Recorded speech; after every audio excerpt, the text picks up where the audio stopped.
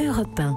8h36, Patrick Cohen. Bonjour Raphaël Antoven. Bonjour Patrick, bonjour à tous. Le fin mot de l'info, Robert De Niro, un homme au QI très faible, a dû recevoir trop de coups de la part de vrais boxeurs dans les films. C'est Donald Trump qui répond en ces termes dans un tweet à l'acteur américain, après que ce dernier est arrivé à la tribune des Grammy Awards en criant « Fuck you Trump ». Oui, alors ce qui est amusant, c'est que Trump répond en enfant à De Niro, en enfant pétri d'images, qui a dû voir 100 fois Bob De Niro prendre des coups sur la figure.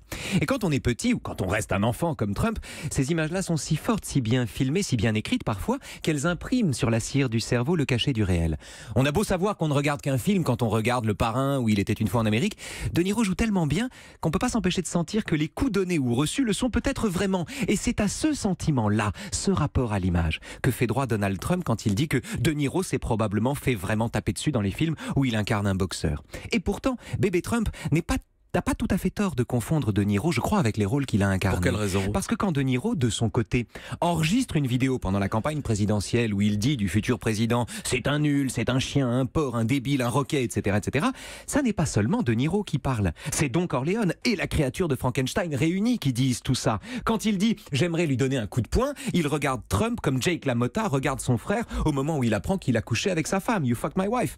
En fait, De Niro est tellement sincère quand il parle de Trump, il le hait tellement sincèrement qu'il joue lui-même un rôle à cet instant. Le rôle de l'opposant au porc qui, pour en faire du jambon, convoque la totalité des affreux qu'il a lui-même incarnés. C'est la société du spectacle en mode américain. Exactement. La bagarre n'a pas besoin d'avoir lieu. Le spectacle de la bagarre en tient lieu. Souvent, la société du spectacle, vous savez, consiste à éloigner la réalité en la filmant. À l'image des gens qui filment une agression au lieu de venir en aide à la victime. Or, en Amérique, ce sont les individus eux-mêmes qui se déguisent soudain en acteurs. Ça n'est plus le smartphone qui éloigne le réel en le filmant, enfin plus là. C'est l'individu qui se transforme en personnage de fiction, ce qui le dispense de passer à l'acte. Le fin mot de l'info ? Trump contre De Niro, c'est Baby Boss contre Al Capone. Baby Boss ? Baby Boss. Ah oui, très bien. Baby Boss. Merci Patrick, oui. Raphaël Antoven. Vos classiques. Europe 1.